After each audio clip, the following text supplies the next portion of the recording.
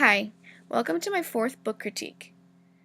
In this one, I am featuring a book called Radiant Child by Jevaka Steptoe. It is the story of a young artist, Jean-Michel Basquiat. This book tells the events in Jean-Michel's early life that led him to become an artist. Since a young age, he was encouraged by his parents, especially his mother, to draw and paint some more. It was at an early age that Jean-Michel had the dream to become a famous painter, and as he got older, he continued to paint whenever and wherever he could. He painted all over buildings, and people admired his work, slowly making his name more popular. After years of dedicating himself to his artwork, Jean-Michel finally became the famous artist that he always dreamed of being. Because this book tells the story of an artist, I thought that it would only be appropriate to have a 5th grade history lesson on the styles of art through the ages. I will discuss with the students the differences and similarities in styles.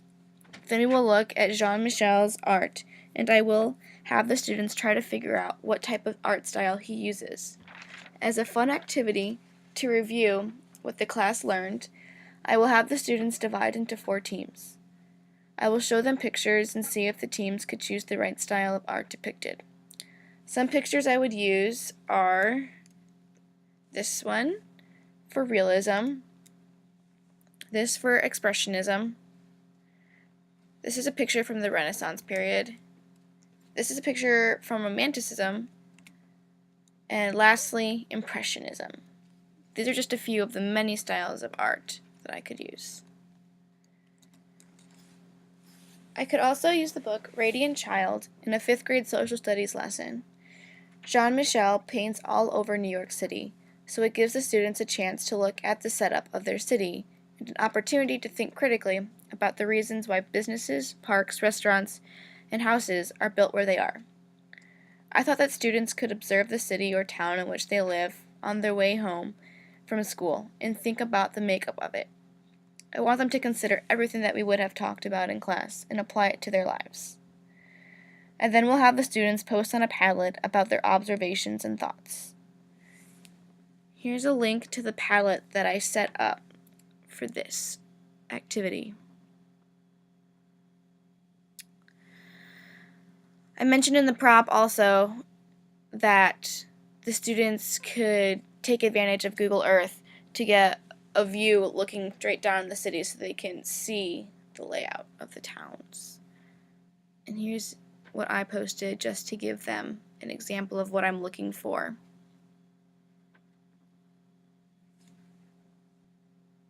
Students can post from their home, which is why Padlet is so convenient, and the students can read what their peers found out about their towns. Some of them will probably be from the same city, so they will have the chance to hear someone else's perspective on the same assignment.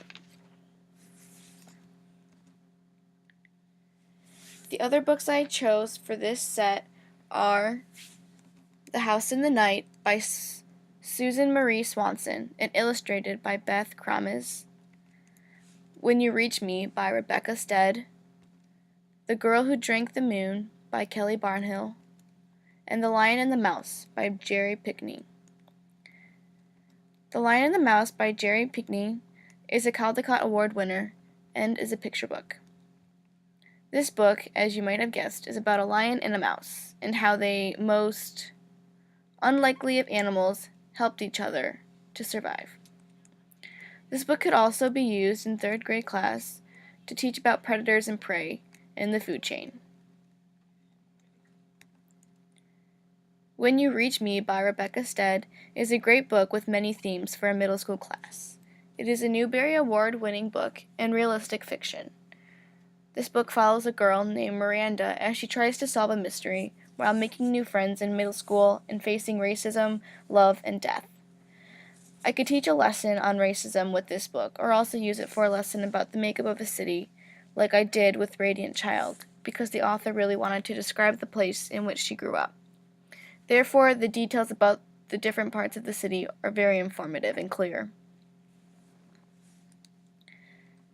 I just want to conclude this critique with this quote by Charles William Eliot.